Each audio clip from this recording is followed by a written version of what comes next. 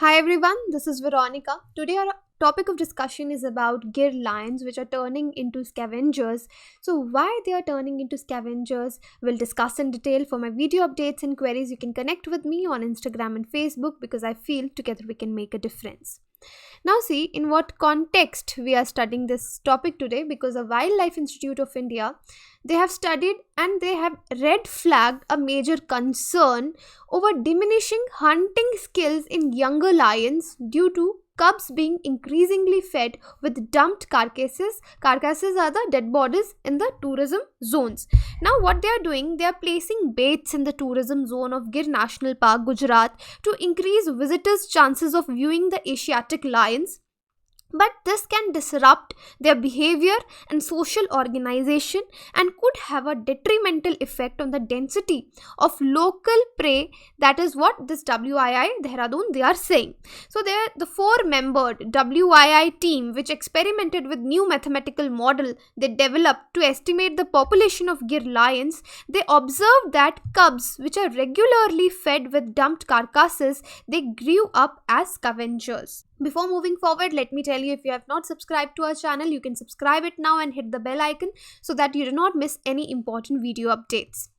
So now this, I already told you that what they found, that this four-member team found, because they came up to see the population, to count the population of the lions, and they found that the cubs which are regularly fed with dumped carcasses, they are growing up as scavengers.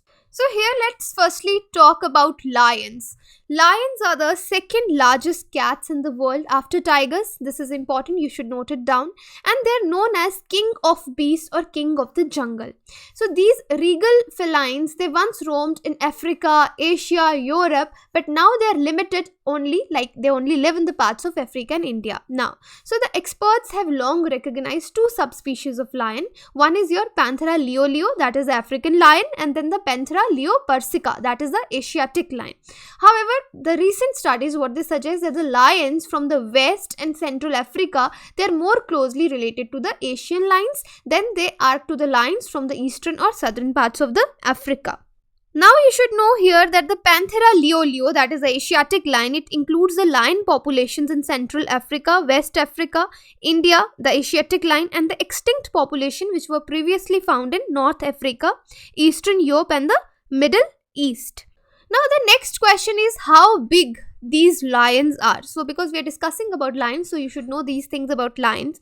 So see, African lions, they can actually grow between 9 to 10 feet. You should remember that is around 3 meters from head to tail, with the tail being about 2 to 3 feet according to the Smithsonian National Zoo.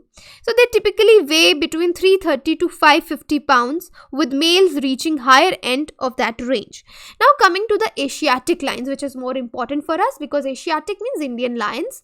They are slightly smaller than the African lions. They are 6.6 to 9.2 feet. That means 2 to 2.8 meter long from head to tail, and they weigh around 242 to 418 pounds. That is around 110 to 190 kg. So this is according to World Wild Federation, WWF. So you should know that lions tend to have loose skin which is hanging from their midsection, possibly to help protect them from the piercing hooves of their frenetic prey. So Asiatic lions also have a fold of skin that runs along their belly, a feature which is rarely seen in the African lions. So here you should know that lions are the social cats and they live in groups, and their groups are known as prides. So Asiatic and African lion prides, they are very different though. So they differ from each other, Asiatic lions and their prides, with African lions when they are compared. For example, these African lion prides, they typically consist of 3 adult males and around a dozen females, and they are young according to National Geographic.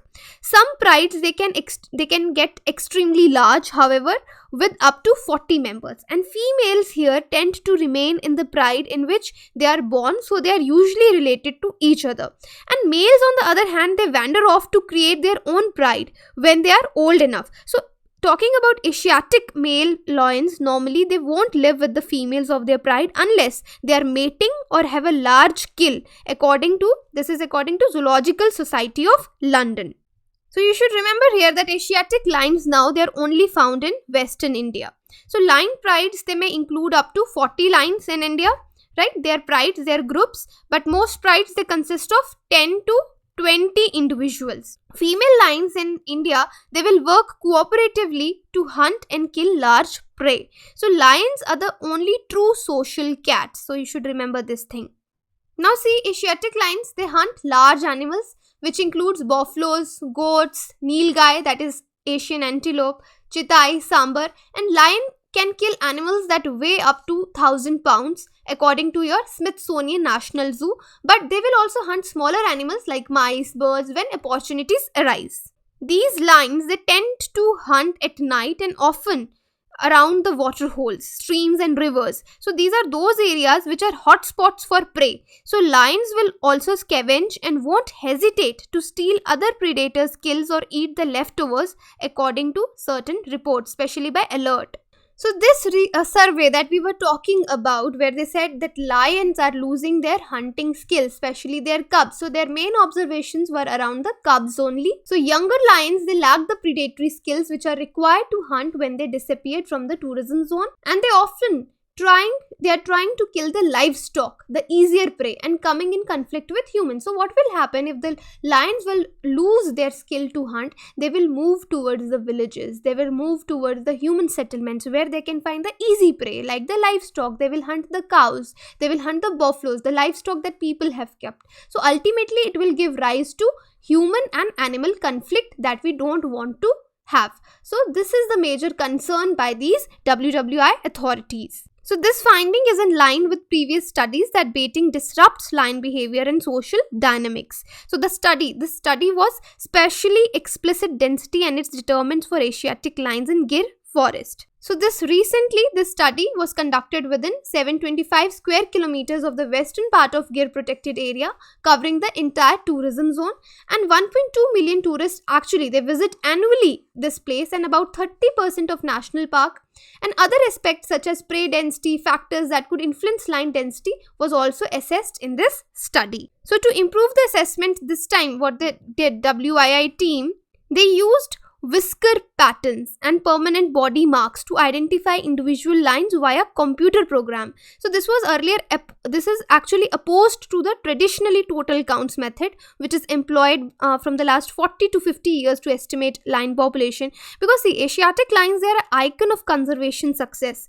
yet their status is inferred from total counts. So now an alternative method, it can actually provide accurate estimates of their abundance. So they have developed modern scientific peer-reviewed method for counting the animals, which is acceptable worldwide. So currently they said a significant number of lions are either wholly or partially living outside the boundaries of the protected area and in human dominated landscapes. So estimating lion population outside the protected area may require a modification method described that in this particular study.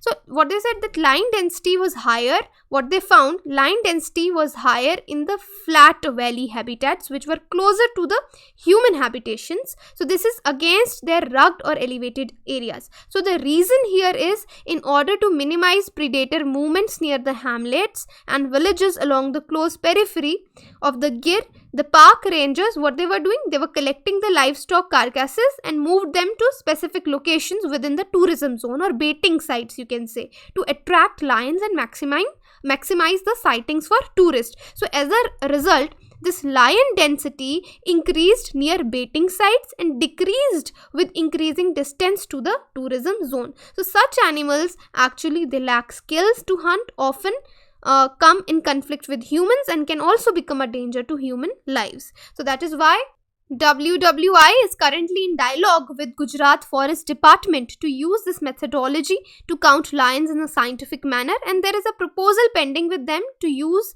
their expertise to help them in next count. So it's now up to the Gujarat Forest Department what step and the concern which has been mentioned by WII, what they do for it. So as a result, you can see I've already told you what's there in this slide. So definitely Forest Department here, they have to stop doing this in order to stop the human animal conflict in the future and let these lions live in a natural ecosystem which has been provided for them. As you know, for lions, a major project is already going on, that is Asiatic Lion Conservation Project. This is a very dedicated Asian lion conservation project, and it was launched by Union Ministry of Environment, Forest and Climatic Change.